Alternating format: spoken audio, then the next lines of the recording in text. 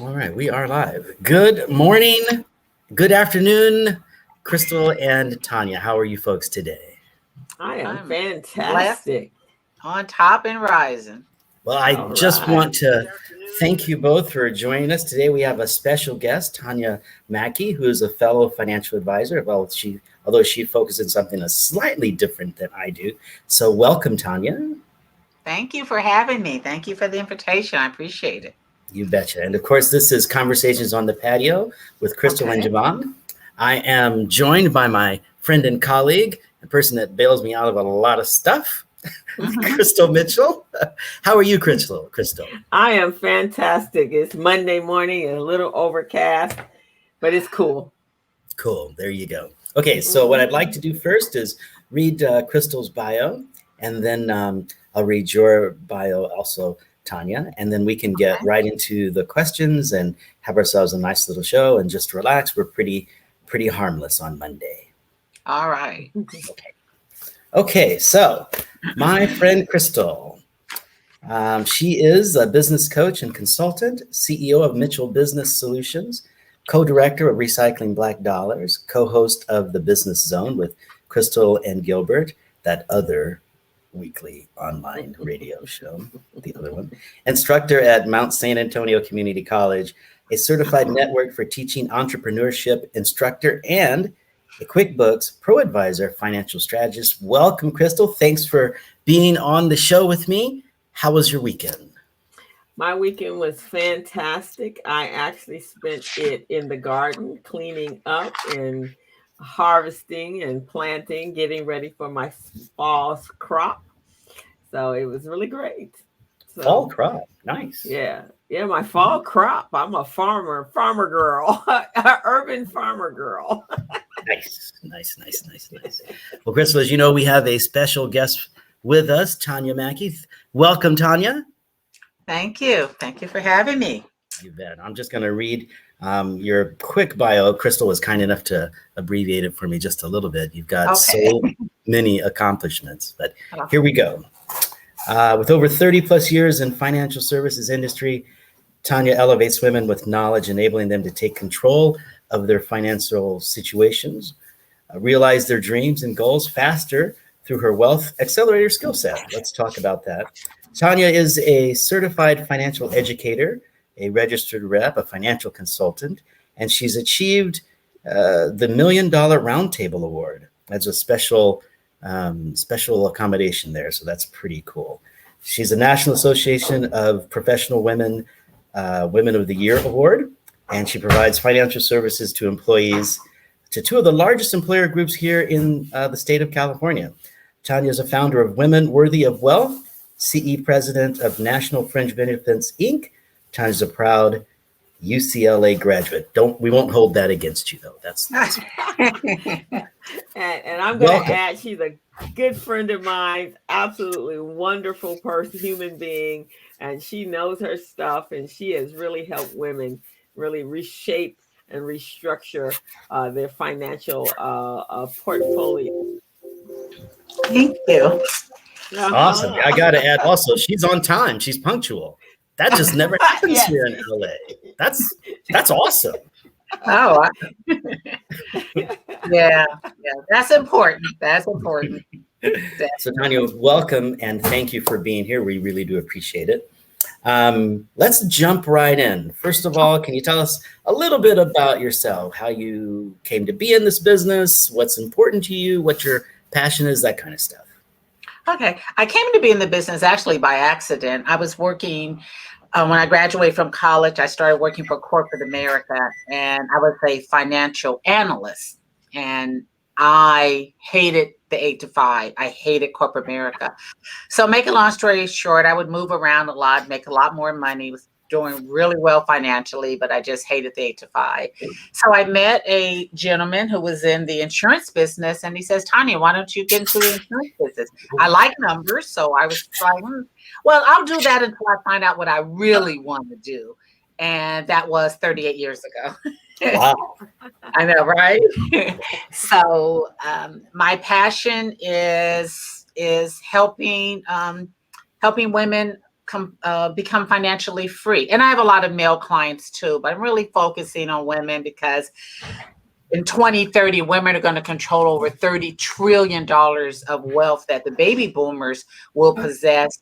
But 86.3% of women don't know what to do with their money. So I do this because I love it. I love the business, and probably just like you, yeah. Well, please forgive me. I've got some stuff going on outside the window here. There's a little bit on the loud side. So if you hear things honking and banging and things, that's just stuff going on there. Okay. That's just life. It's just life, yes. Okay. Well, that's great. And I think that's an amazing focus. I know that that's one of the things that we kind of focus on in our show is how do we help women resolve their issues. I've come to the point to realize that women have similar issues as men do, but because they're women, they look at them a little bit differently than men sometimes do. So I'm glad you're in the force. I tell Crystal, women do tend to survive men, and the last thing you want to do is to talk to someone like myself if you're in one of those heterosexual relationships and that man passes away. That's the wrong time to meet me. Yeah. Definitely glad. Okay, Crystal, did you have a question for her to jump off, or shall I just jump right in? Because I like to preach a little. Okay, so our topic today, audience, is create wealth, preserve wealth, and transfer wealth through risk management strategies, which is the expertise of Mrs. Tanya Mackey. And I think it's important. You guys have been tuning in to us, and we've been talking about retirement, pre-retirement, post-retirement, when to get into retirement. But basically, we want to make sure you have the life that you have come accustomed to after you retire, but it also would be good that you had the life that you want to live before you retire. So I think Tanya can shed some light on exactly how we go about making that happen, when to start. And Jevon and I are always talking about when to start. When do you start this pilgrimage into creating wealth and preserving that wealth? So Tanya, hopefully you can bring us some light on those subjects. Does that work, Mr. Jevon? Works fine for me, and let's just jump right in. Okay. As a retired retirement plan expert, I talk to people about when they want to start the plan, if they actually have one, if they're working for someone. As an entrepreneur, I often tell Crystal they should start that plan as soon as they can. And depending on what their bill situation is, if it's short-sighted, if their bills are short-sighted, then of course, let's pay those bills off. But if their bills are longer than, let's say, 6 months or so, then we want to use the time value of money, and we want to use interest. We want to use time rather than let it go. So as you're talking with women, what are you seeing out there that's specific to women that perhaps men don't necessarily do, or when do you tell them to get started? How do you handle that conversation? Yeah, well, I teach financial literacy to women through our wealth building club, Women Worthy of Wealth. And financial literacy includes how we manage risk. And how we manage risk determines how wealthy we'll become. So I always, when I meet with the ladies, I help them develop a risk management strategy, because it provides security, as you know, protection of your assets, protection from potential loss, and really lifestyle protection. In other words, a risk management plan can help protect the family should anything happen as of death, unemployment, medical disease your family is taken care of. So I look at risk management as a strategy that will help you prepare for the unexpected. I think that COVID should have taught us the lessons about preparing for the unexpected. COVID has changed the way that we do things. Like right now, I used to go to Crystal's meetings once a month. But now we have them on Zoom. So life has changed now. I mean, from personal meetings to virtual. So if you would have told me 2 years ago, I can go into a bank with a mask and ask for money and not be arrested, right? So, and so what I try to tell ladies is that it's going to always be another unexpected, and you have to prepare for that. And so that's the kind of the training that I go through, is that there is going to always be another unexpected, whether it be a job loss or aging parents or divorce. I try to have women become prepared. That's really the goal. And we call it financial suicide, because being unprepared or ignoring risk management is financial suicide. And you know that. I mean, risk management, what you're doing with retirement, setting up retirement plans, that's a risk management strategy. So that's the key to preserving your wealth and safeguarding your legacy. I'm financially free because I set up strategies to mitigate against risk. I told someone this, they went, I said, the unexpected is only unexpected when you don't expect it. Right. That's true. Right. Is a job loss really unexpected? I say not. If I had an employer, I would always still prepare that I might not have that job one day. So when you lose your job, that's not really unexpected. You should expect certain things. That's why you set up 12 to 18 months in an emergency fund. So yeah, some of those interesting. Go ahead. Pardon me. Go ahead, Crystal. Did you have something? What are some of those risk strategies that you're speaking of? What kind of an overview of them? Okay. First thing that we like to do is you have to identify the risk, and then you select the chosen techniques for the risk. And I think the best way to identify the risk, if you don't mind, I'll put my timer on. 2 minutes, well, maybe 20 seconds on each. This is how you identify what the risk. So let's play a reality game. Get a pencil and paper. Do you guys have one? We do. Okay. Yep. Or you can keep it in your mind. You guys are so smart. All right. So we're going to have 3 columns. And what problems will arise if you live too long, die too soon, or become ill? So let's do 20 seconds on each. And we could, let me just put my timer on. This is the best way to identify what some of those risks are. All right. So let's go with 20 seconds. And so what problem could arise if you live too long? Are we answering that question? Yes, you guys are answering it. Oh, I was going to do all the work here. Well, let's hope not. We're going to answer those out loud. 20. If you live too long, what are? I'm gonna run out of money. Yeah, that's the big one right there. That's the big one. Outlive your money. Yeah. And then number 2, I would say become a burden to your children because you don't have any money. Burden. Yep, that's right. Health problems that exacerbates your emergency fund. Yes, that's right. Exactly. And then I might add in your quality of life may depreciate the quality of life dramatically in those elder years. Yes, quality of life. Okay. All right, so let's go to if you die too soon. Oh, wow. You leave your family unprotected? Unprotected. Yeah. I think that's a big one. Yes. That your family's unprotected. You're right. I would say, I don't think I can top that. Your family is unprotected. They don't have you as a emotional source of power and reason, as an economic driver. That's right. That's right. Exactly. You're protected. You're people that you care for. That's right. Okay. And then the next one is if you become ill. Ooh, that's big. Yeah. It definitely puts a burden on your household. You got to have caregivers.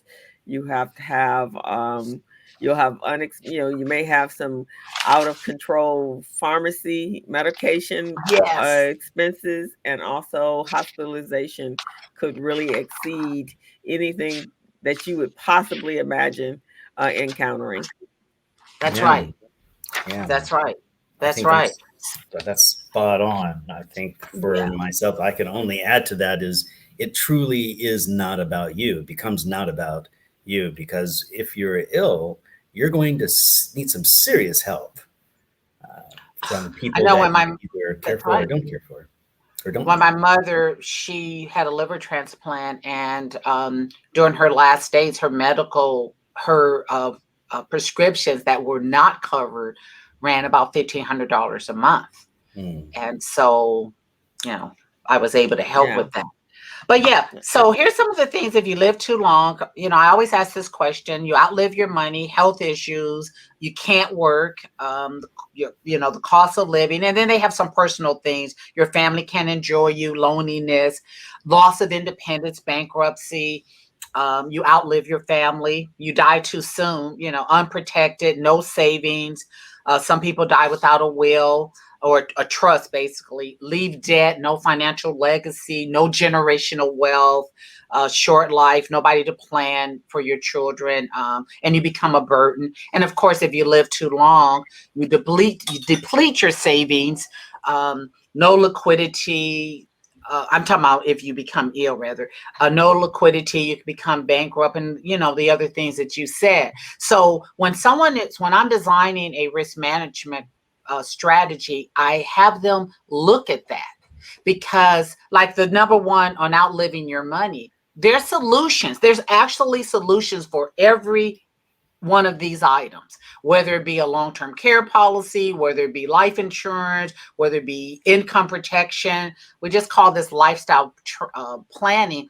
And Krista, you asked me, well, what are the risks that I go over? So basically there's 4 risks: risk of avoidance, risk reduction, risk sharing or transferring. That's my favorite. I like to put the risk, give it to somebody else. And then risk, give it to somebody. And then risk retention. If you have deep pockets, that's fine.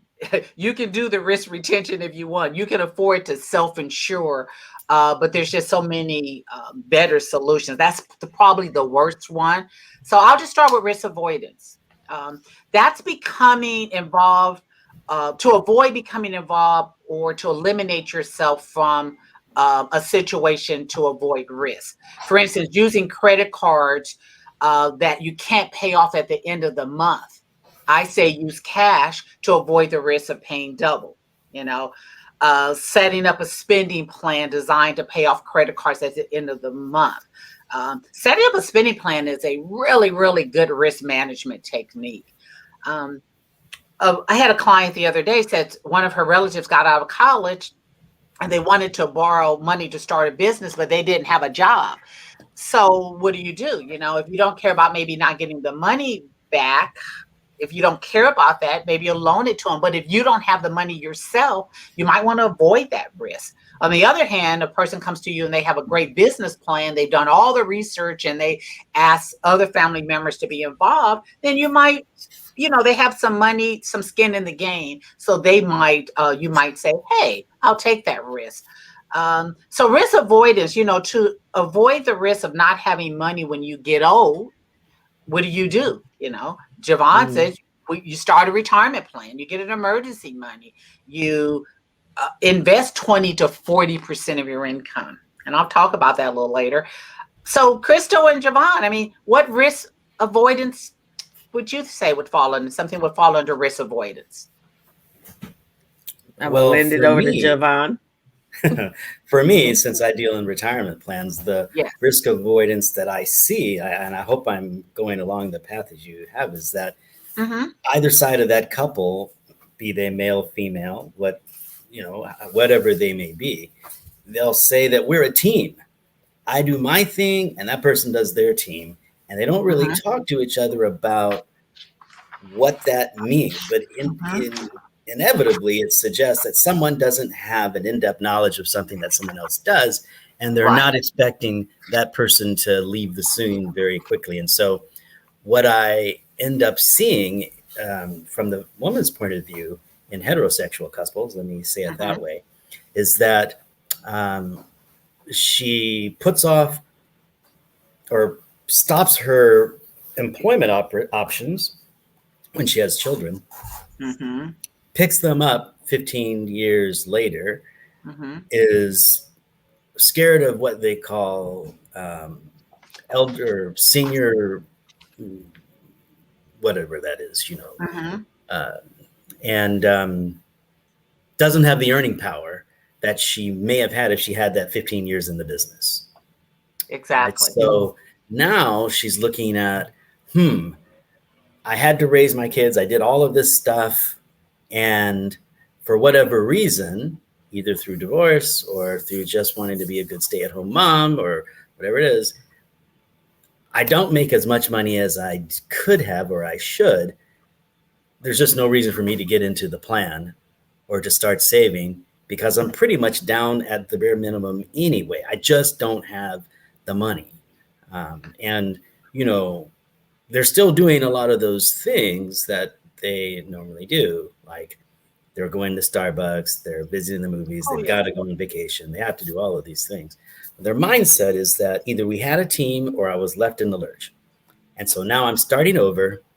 There's no reason for me to save. I don't have the money. So I'm putting that someone take care of me concept on the government or on that next husband that's going to come by or something, but I'm avoiding risk by putting it out there so that someone else takes care of it. That's what I see. And you're so right. But what they don't understand, if they have money, I found out from the Women Worthy of Wealth Club, women, they have all kind of money. But like you said, it's the Starbucks is this. So the first area that I say on risk management strategy is set up a spending account. See, because if you put a personal risk management strategy in place, you will avoid the unnecessary risk to your family, to your lifestyle. That's been my motivation, lifestyle. So I do everything to avoid so I can keep the lifestyle that I currently have. And so it makes it difficult when people don't really understand that concept. That's why I do the live too long, die too soon. Because when they see that, didn't it open up your eyes, Crystal, when you saw that? Like, what will happen? It does. Because and to be truthful, I have friends that are in that position right now. I have a friend that's a single man. Never really thought he needed to have a lot of people around him. He has a very select grouping of people. And so recently he's become ill with cancer and no spouse. He's divorced, no spouse, doesn't really have the best of relationships with his children, but they're out of the country anyway. So now he's ill and he has a very small pool of people that can help him. But I was just having a conversation, and he's a family friend of ours. And I was just having a conversation with my sister. She goes, with a friend of mine, she goes, you really should have a conversation with him. Does he have insurance? Does he have life insurance? And who is going to administer? Did he set an executor of his estate? He has a home. What's going to happen? And that really hit me hard. It's like, if you don't have family or you by yourself, what happens at the end? That's a good point. What happens if you die too soon, or if you live too long, or you become ill? What happens to you if you hadn't created that structure or put something in place that would be there to help you in that time when you're no longer we no longer can take care of yourself? And that hit him hard the other day, because he's like, I thought I could do this on my own. No, you can't do this on your own. And so, that was an eye opener. I have family and I have things in place, but that's a real eye opener. And I guess to you guys, how many people are in that position? It's so many. One disability can wipe you out financially. Of course, I do have disability insurance programs, but one disability can wipe you out financially. So that's part of the risk management strategy, that you have to think about these things. It's a lot of people that, what I think 70% of people, well, we know over 70% of people live in paycheck to paycheck, but they buy those things. No, 1 out of 4 people will become disabled between 35 and 65. And that was some old statistics. It's probably even higher than that. So, awareness brings change, and that's why I like to specialize in that. So let me move on to risk reduction. We went to risk avoidance. He could have avoided some of those things by doing some planning. Early, before you get sick. That's just like, your house burns down and then you call for fire insurance. Well, not going to happen. Or earthquake insurance. I tried that. The earthquake came. Oh, can I get it? No. So no. It was like, she didn't even want to talk to me anymore about, like, no. So risk reduction. Risk reduction is to take measures to reduce the overall risk. A risk reduction strategy for retirement. Crystal, you're like the expert in this category, and you're going to talk about this on our next Women Worthy of Wealth, which risk reduction, adding multiple streams of income to help save for retirement faster. I always tell people, you want to retire, with nice amount of money, do 20%. Well, now I'm telling people, get another source of income. Listen to what Crystal says about the multiple streams of income, so you can save 40% of your income. Now we're really talking save and invest. Your basics are covered, but now you can save 40% of your income. So multiple streams of income, because when I do a spending account, I find out either you need to reduce your expenses or you need to make more income. And sometimes it's a combination of them both. A lot of times it's they really need to make some more income. Back to what Jevon said about the retirement, I tell the ladies to, and it's worked, to tell their husbands to set up since they're at home taking care of the kids, pay them a salary. That is their own retirement plan. So if they do get a divorce, they have that. Okay. And that's a great idea right there. It is. But, I think, let me jump in, because I think that's wonderful advice. There are countries that actually do pay women to have children. That's a really cool thing. And it's such a tough job, and people just do it. People, mostly women, just do it. And get all those skills from somewhere, because there's no book out there that says this is how you raise kids, right? And you have to be an engineer, a transportation person, someone that designs stuff. You got to architect things, and then you got to keep people happy at the same time. What? Right? So that's tough.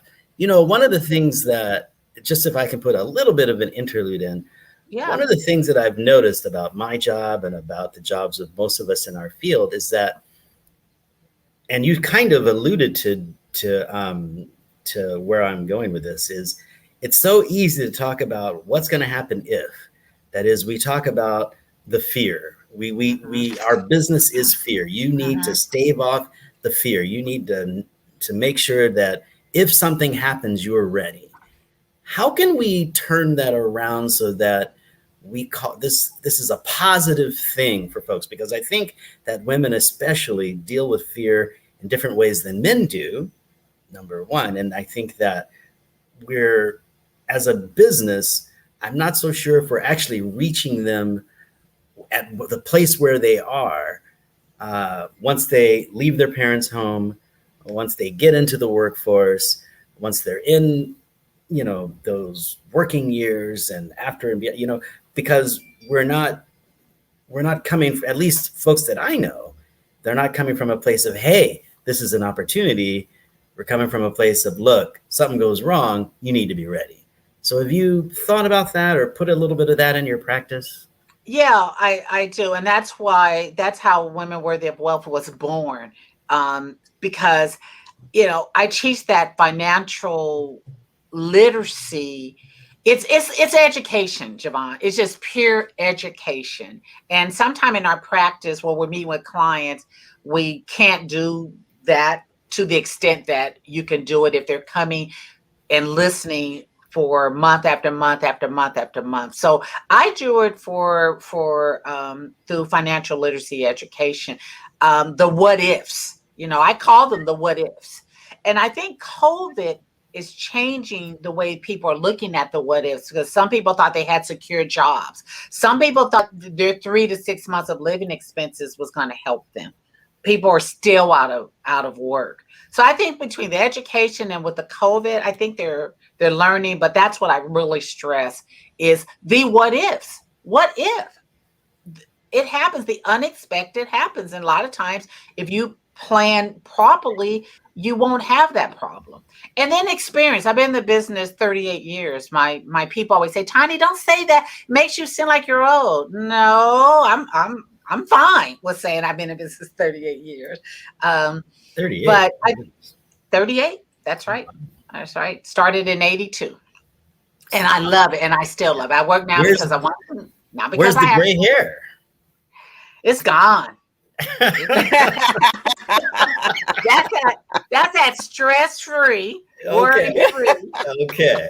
lifestyle. Pre-planning keeps you from getting gray hair. Yeah, that's a good one, Crystal. That's what I should do. Yeah, you're right. Sign up for my program and you will not have the gray hair. So, I just think it's education. It's education. And I have women that say, well, my husband won't let me do this and my husband won't let me do that. And then they call me, and then I don't argue against that. It's okay. And then they call me back and says, I should have done this and I should have done that, or I'm getting a divorce or this and that. So I think education. And, on risk reduction, and I'm not trying to be political or anything, but risk reduction can be achieved by taking steps to reduce the likelihood of a risk occurring or minimizing the loss. For me, it's the vaccine. I don't know how you guys feel about it.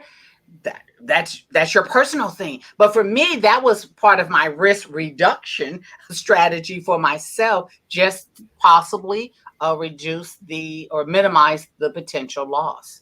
So, I think that's great. I often talk with Crystal about getting a plan. Starting with a plan. If you have a plan and things go awry, either you've planned for it, and that's okay, or if things change, then maybe you need to change your plan. And what I kind of hear you saying is that at this point in our life, if something happens, we need a plan to deal with that. At this point in our life, when something happens, we need a plan to that or that. And then, always looking towards the future, always making that plan and being willing to change the plan. But not having a plan is the real problem, right? You don't know what to do or where, you don't have a starting point. No. And I see that as an issue. It is. When it comes to one, go ahead, Crystal. You were going to say?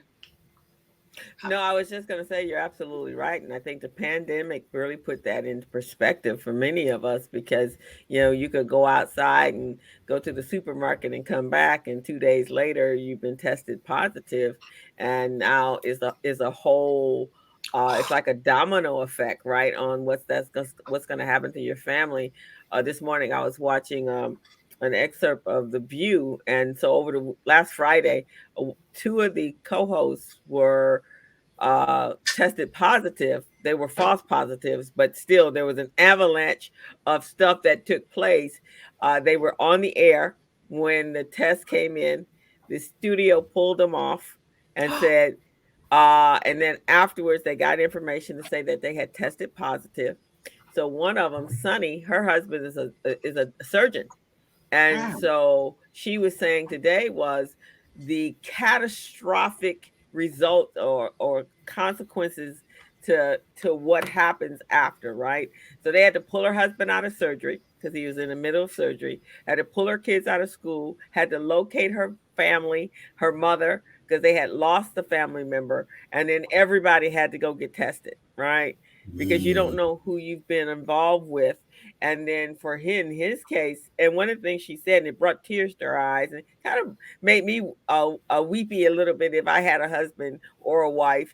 And she says, "My husband's not ready to. He's not ready to live without me. I haven't prepared him for that."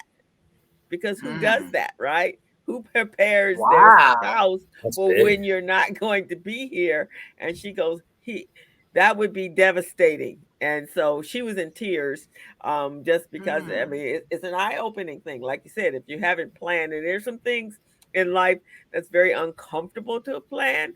Obviously, our death is something very uncomfortable to plan. But I think doing so prevents that avoidance, right? And that avoidance is much worse than the actual planning part. You just have to figure out what's the best way to do it. Just like Jevon says, not planning for retirement can be devastating to everybody, the whole entire family. So it is, and you've made some excellent points. You mean that whole situation with my husband isn't ready to live without me. It doesn't mean that you're dead. That would be horrible. But if you get ill and you can't do what you need to do, now you've got someone who's got to step up. Well, maybe we need to practice that. I mean, I have no idea. I don't have a significant other person in my life. I'm in one of those categories. And I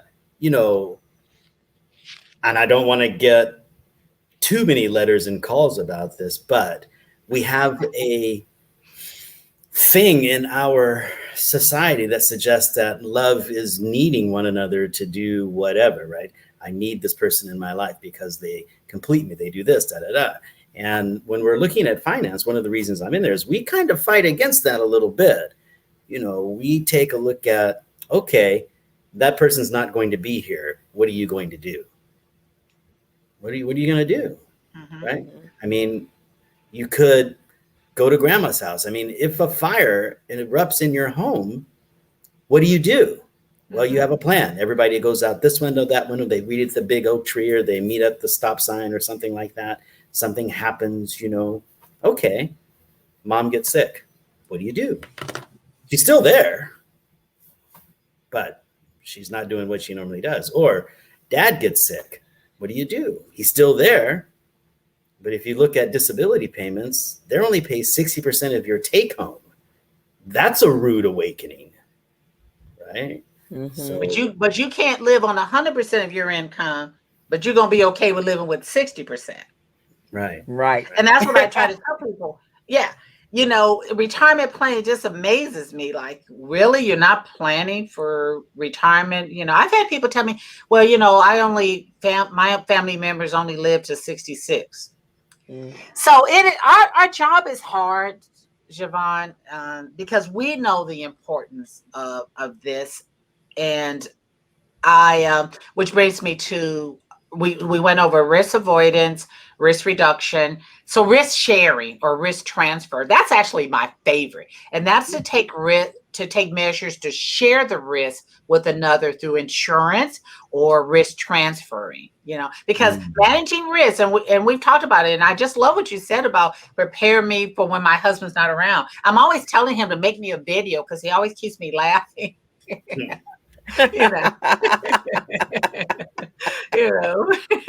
Although this morning we had a argument over milk in the cereal, but that doesn't happen normally. But 99% of the time he keeps me laughing. So I told him, I said, you need to put a video together. You need to do this because if something happened to you, oh my God, my whole life would just be, crazy. So I understand what she says, to have a plan to be able to live without someone. So I think that managing risks in all areas is so important to your plan. So, because life is full of risks, you can either avoid them, you can try to reduce them, or the likelihood of them happening, or you can eliminate them.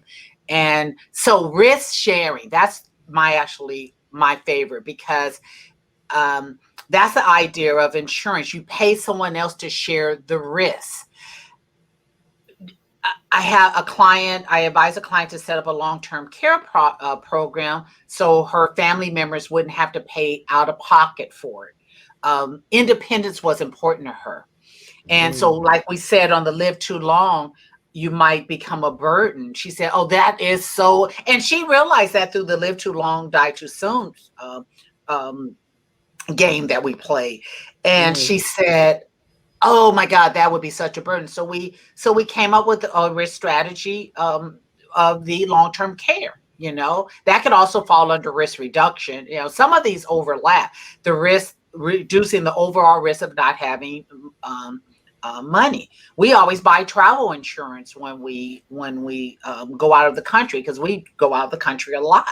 And we included medical because there was a couple of times that one of us had to go to the hospital, one in Paris and one in Brazil. And we had all of that paid for. Had that not happened, that would have to come out of our pocket. So that's a risk strategy, Part of ours is cancer insurance runs in our family. So we had a return of premium cancer plan that if something happened and one of us got cancer, and that's exactly what we had to use.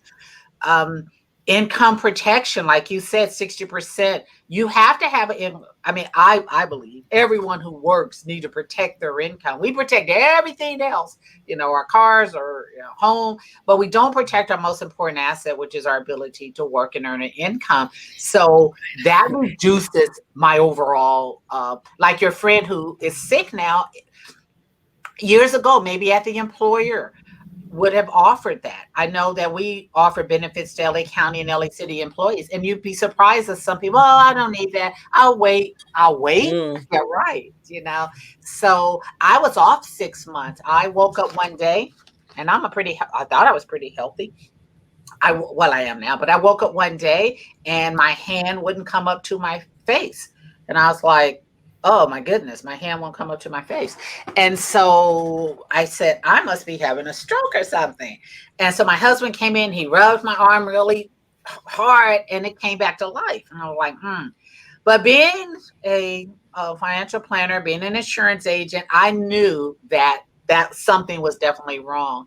So this was during the day, Jevon. I don't know, how long have you been in the business? Oh, about 18 to 20 years. Okay, so this was during the day where I had one of my friends actually took the physicals for everybody, for the insurance companies. And so I told my mother, I said, if I go to the hospital, I know they're going to say I've had a TIA or a stroke or something because my hand wouldn't come up. I know they're going to say that. And I'm not going to be able to buy insurance for a long, long time. And I wanted her to have some more insurance. I had a lot, but I wanted her to have some more because she depended on my income. And so anyway, I wrote my own insurance plan. I had the girl come and get my own physical. I actually put it in the mail. And I went on, I actually got approved for that policy. That was during the day that it was the time of the application or time of the medical. Things have changed now. I couldn't do that now. Wow. But yeah, no. And so, but the risk management strategy was I had income protection. I was off 6 months. I didn't miss a beat. So, when in doubt, I ask my clients, is the cost to insure greater than the loss? That's a big question. Yeah. In both cases with the cancer insurance and all of that, the cost to buy was much, much less than the loss.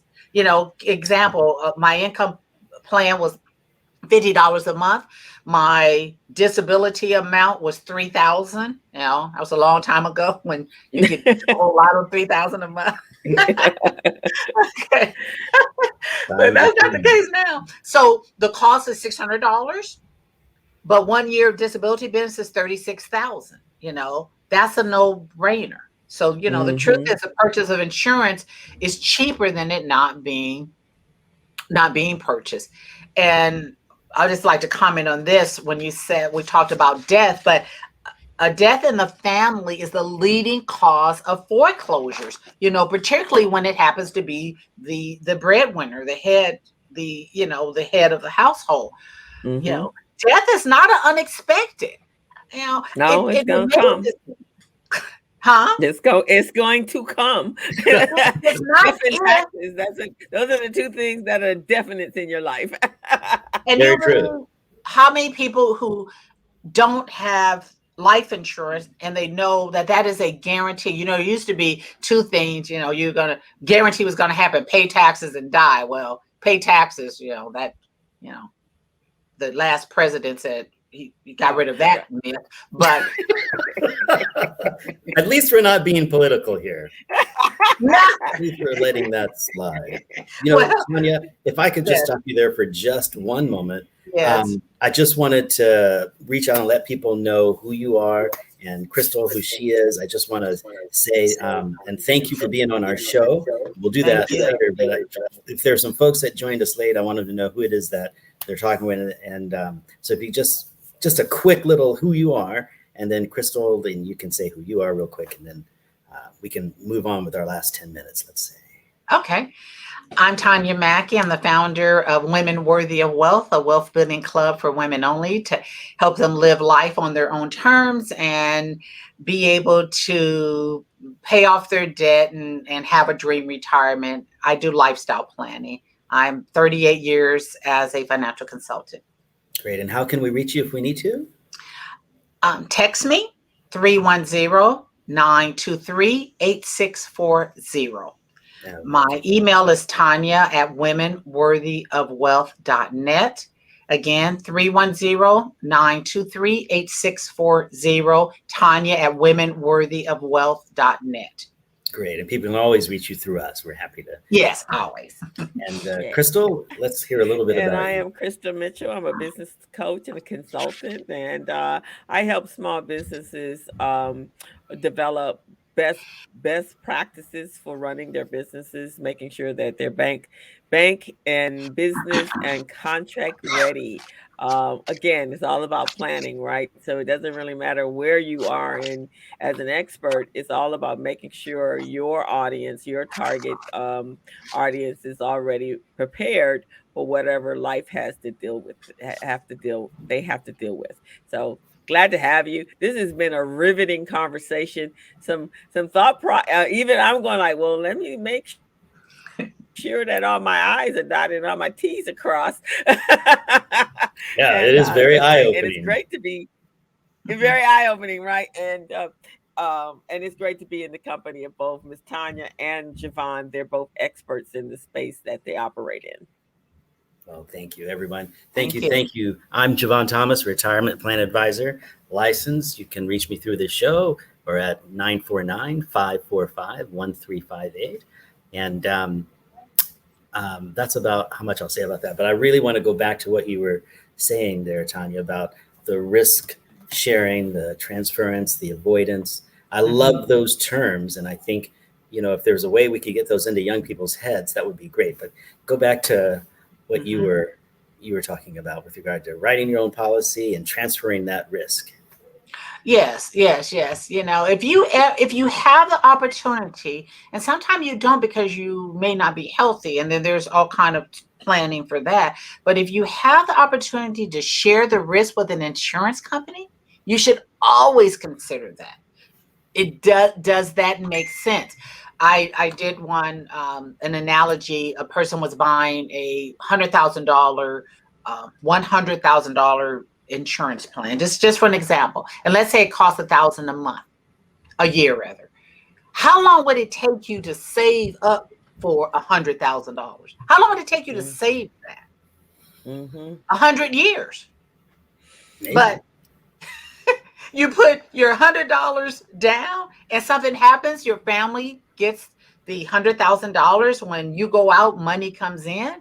I mean, it just amazes me that people know they're going to die and they just don't do that. That just amazes me out of all of them. So you look at that. I always add the cost, you know, okay, this is going to cost me $3,000 a year, but here's the benefits. So that's how you have to think about it. And I think life insurance is the best form of risk sharing to provide solutions. Plus, their money is way longer than mine. You know, way.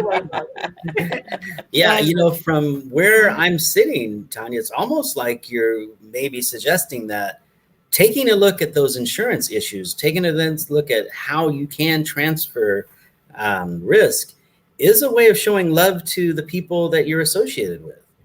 You know, if Yes. mom is with it enough to say, look, if I pass away, these people in my life are going to need some help. How am I going to make sure that happens?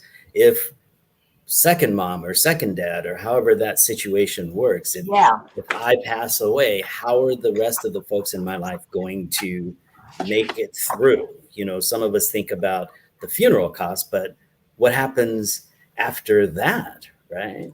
I know Exactly. in my family, you know, when someone passes away, we all bring food to their home, so they don't have to cook for a while. Well, Right. that's cool. That's planning for the future a little bit, but who's paying the mortgage? You know, who's Exactly. paying the Oh my electric God. bill? You know, Yeah. how does that go? And then, you know, when my mother passed away, I was still grieving 8 or 9, maybe 10 months later, Yes. still grieving to the point my friends Yes. didn't want to hear about it anymore. Yes. That can happen when you, as wife or mother or father or dad, when you leave that family, there's going to be some ongoing pain that's going to last a lot longer than the first 10 to 15 days. So how do you help your family through that situation? You know, it's like I don't want to see the insurance. They used to always say, I don't want to see the insurance man. Well, okay. I don't want to see the insurance person until something happens. When I would have the death benefits come to me so I can deliver them. So when everyone else is delivering food, I'm delivering money. Who do you think they want to have come into the house? You. You know, it's got to be a good feeling to bring a check, you know, Yeah, or it's to good like, or food, to know, oh, there's a check out there somewhere. It's coming. We're going to It's be coming. okay. Yeah, bring the check. But you know, I did this recently because I was working with an older lady, and wasn't try older. I mean, I'm older than her, and I'm calling her older lady, right? Okay. So anyway, the insurance plan was going to be, you know, $5,000 a year, and she has 4 kids. So I told her, they're going to be the beneficiaries. You can't afford it. Why don't you get them to pay for it? And do you know, she sent me a text this morning. She said, I said, let's do $150 per kid. And she sent me a text this morning. She said, oh, Tanya, one of my kids said, so now explain how this works. And she had never even thought about asking her kids to pay for the plan.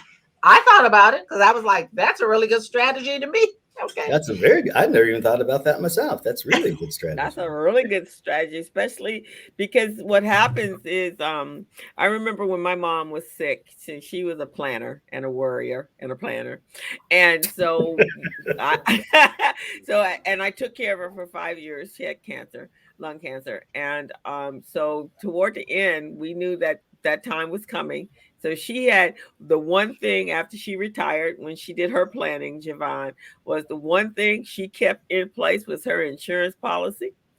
And no matter what was going on doing her cancer treatment, that she made sure that her insurance policy was paid every month. And then when it came time, she says, okay, this is where it is. This is what you need to do. So I was able to as hospice was telling me the time was close nearing, I was able to set everything in place. So when she did die, all I had to do was call the funeral home or where I had them do the arrangements for her. They came and took care of everything, and all I Oh, had to do was just go through, just make the phone call. That's all I had to do. The service was already set up. I had already arranged everything. Everything was already paid for. So it was I didn't have to worry about that. And unfortunately, that's what happens when we lose a loved one. You're people out there on the street corners gathering money, crowd funds, family come, that kind of stuff. When it happened with my uncle, I do happen to have a family that cared about him. He had no children, so everybody chipped in, and I was the one taking care of him, and I made the arrangements, and then we made sure that I had to fly to Alabama to take his remains. But we had a plan. Everybody jumped in. It's like, okay, my two older cousins, like, okay, we got this. My other cousin says, okay, I got this. I got this. I got this. Everybody had a piece. Really? That's what I'm talking about.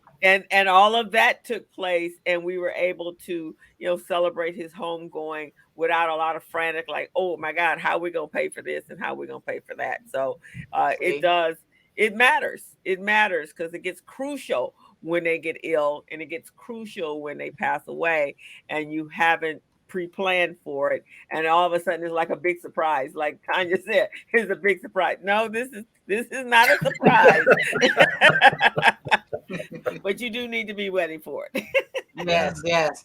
And the worst thing, the last point is risk retention, is retaining the risk. That's the worst thing that you could do, is retain risk. Would you have $1 million house and not have fire insurance on it? That's retaining the risk. But believe me, there's a lot of people who will retain the risk themselves. Even if I had money to retain it, I'm going to risk share as many times as I can. And I had a client that just recently, she said, I had a really, really, really nice fancy car and someone stole it, and I did not have car insurance, and I don't go back and try to beat someone up like, really, what?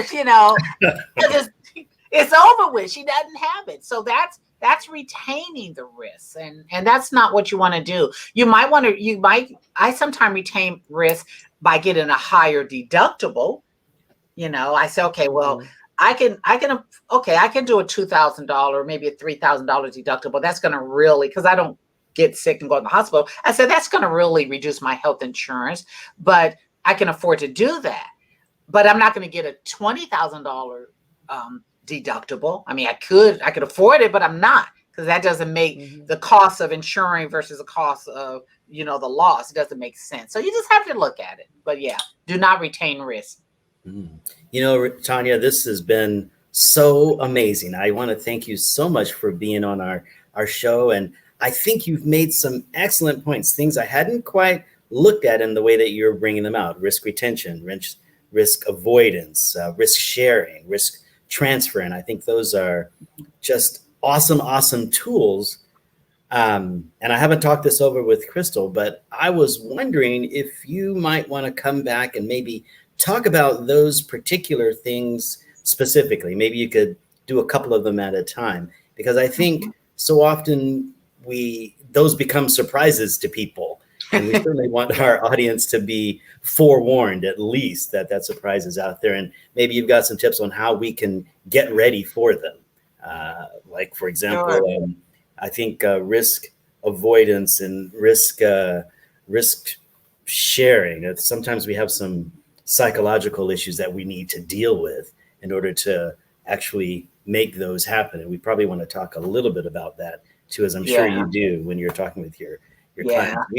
We've come to pretty much the end of our show. I want to be respectful of your time. It's 1:58, but I definitely want to invite you back. I've enjoyed learning more about you. I can't wait to learn some more. I'm not going to get you any of my chawanmushi. It did not come out right.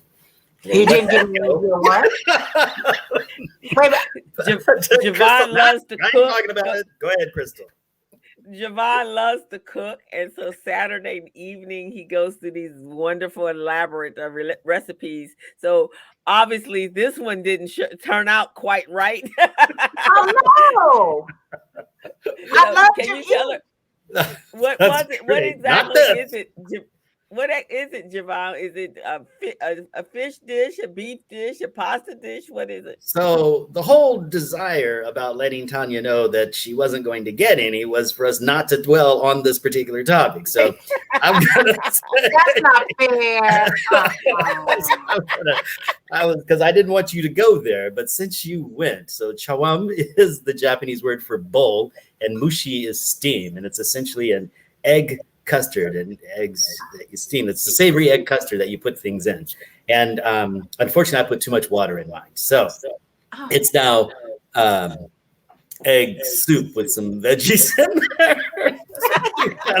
So now we're calling it different. We're going to call it something else. It's still going to go down, but we're calling it something else. That's the male thing to do. And then we'll try to fix it right the Egg next soup. time.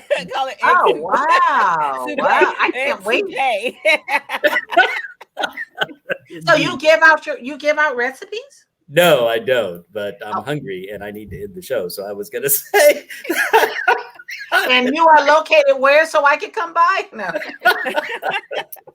I think you're in the neighborhood. No, he's down in the OC. He's in Orange I'm here in County. the OC. Yeah. Oh, okay. All Where the right. weather's Well, good. food, Tanya, yeah. You have been But awesome anyway. as always. And It has been it's so wonderful. And I'll let you great finish. conversation. Okay. Yeah, So, great Tanya, conversation. can we get you on the air saying that you'll come back and join us, perhaps? Absolutely, I'll come back. Absolutely. Awesome. Great. Thank Okay. you. Thank you. Thank you. Thank you. Well, great. I had so much fun. You know, I'm an educator and I'm motivated. I was like, okay, I was freaking out, like, okay, but I had so much fun. Well, good. Well, yeah, it was in your area. So everyone, Tanya has a program. Before we close up real quick, Tanya has a program called Women Worthy of Wealth, and it's a series, right? Yes. How many weeks? Yes. We meet, we've been meeting for a year. We meet the first and the third Thursday of every month at 5 o'clock. You have to be a member of the club. Again, you can text me and I can send you some information, 310-923-8640. And the website is womenworthyofwealth.net. All right. Womenworthyofwealth.net. Okay. Well, good. Well, I'm going to call it right there. If that's okay with you, Crystal? So you guys, thank you so much, and we'll get you a copy of this the show, Tanya. You can put it on your site and utilize it because it was awesome. So thank you so much. Thank you so Jevon much. is gonna go eat. I think I'm gonna go eat before my next appointment as well. And it's been great, guys. It's been great. Thank you guys so much. Have a blessed day. All right, bye-bye. All right. Bye-bye.